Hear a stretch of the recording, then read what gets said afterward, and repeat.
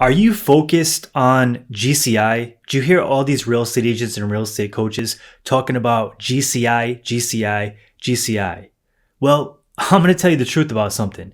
GCI doesn't matter. This industry has been feeding you lies, and I'm going to break down exactly why this whole industry is talking about GCI instead of net profits. Let's dive right into the video.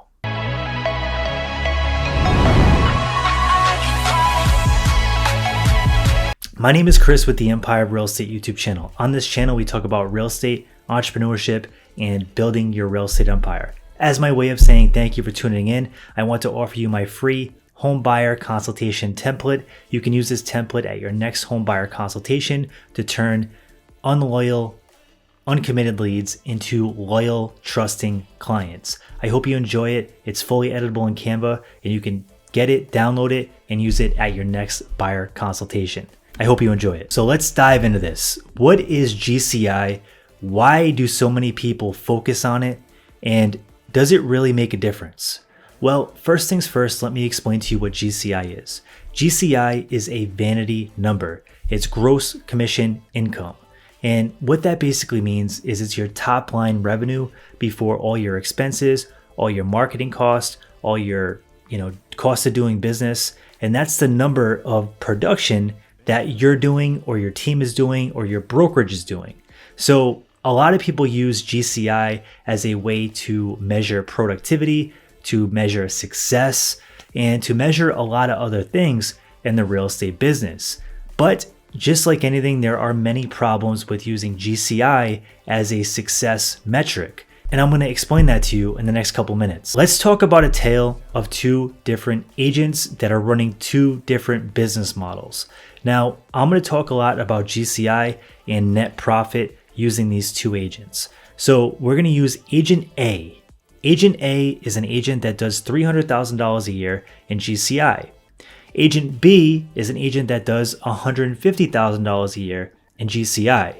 So looking at these two side by side, our industry would say that Agent A is twice as profitable, and they're probably on billboards, they're probably being celebrated, they're probably that go-to agent that everybody views as a huge success story.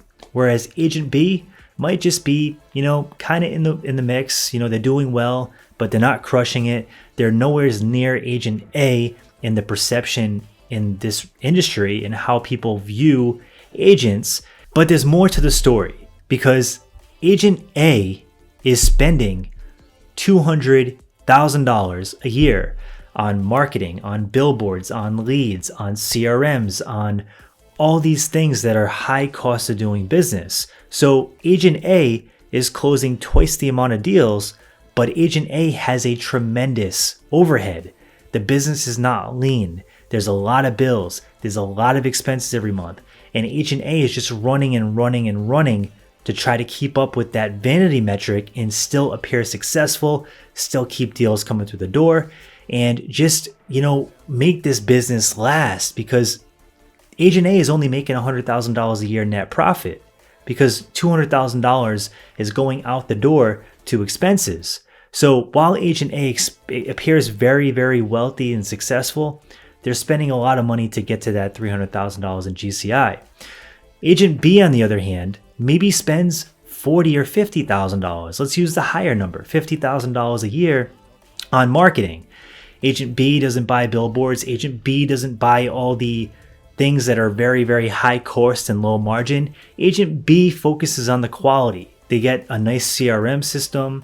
They get a nice looking sign. They spend their time following up with SOI leads. Maybe they spend a lot of time prospecting for sale by owner and expireds, which are very low cost leads with high profit margins. That's what they spend their time doing. And they have a lot more free time because they don't have to do twice the work to make less money. So they're making $150,000 GCI. They're spending $50,000 in marketing, cost of doing business, all this other stuff. They're netting $100,000. So both of these agents are netting the same amount of money, but this agent looks far more successful than this agent that is just running a lean business. Now, you might say, I still want this. I still want to be Agent A. But think about that long and hard. Here's why.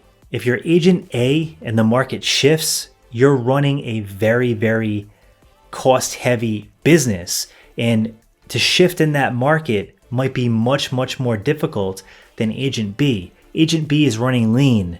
They have a huge profit margin. There's a lot of wiggle room for mistakes and errors and the market to shift up and down.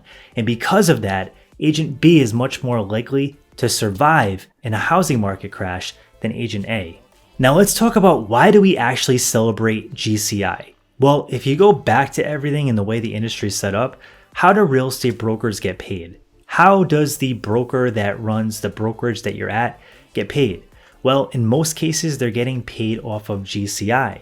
So whether you're at a 100% brokerage that's doing a flat fee up until you cap, or whether you're at a brokerage with a traditional split, they're getting paid based off GCI. How many transactions you're doing is going to make them more money as a real estate broker. And there's nothing wrong with that, because real estate brokers have a lot of expenses, they have a lot of risk, they have a lot of liability. So in my opinion, that business model, they have super thin margins to begin with. But I think that's why the industry focuses so heavily on GCI. It's a metric that has been made up by a lot of the top people in the industry to get people hyped up about having this huge GCI number, because that makes their business, which is the brokerages, much more profitable. So keep that in mind.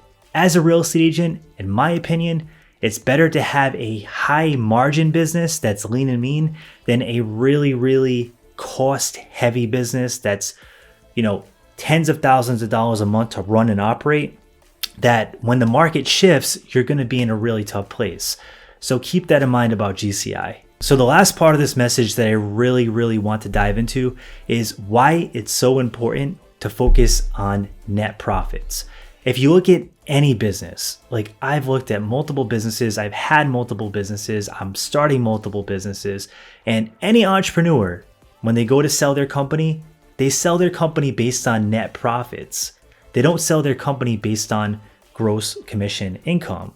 So if these big time entrepreneurs are doing this and they're focused on the net profit number, then why should we as real estate agents and small business owners be so focused on our gross commission income? We should be focused on the net profits, because the net profits are going to take us to our dreams. The net profits are going to lead us to a less stressful life.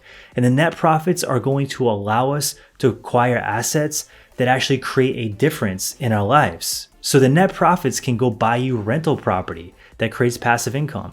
The net profits can build you a nice, comfortable savings account that allows you to take vacations when you want to take those vacations. The net profits can make a real difference in your life, where GCI is just a vanity metric that makes you feel good, but deep down, the business isn't as successful as it seems. So let's go back to celebrating net profits and our real true numbers, rather than just inflated GCI numbers that really have no correlation to building wealth and success. So I hope you enjoyed this video. Drop it in the comment section below. Are you going to focus on your GCI, or do you really care about net profits? I'd love to hear your feedback. And if you like this kind of content for real estate entrepreneurs, hit the like button and subscribe. We come out with useful content on a weekly basis. Have an awesome night.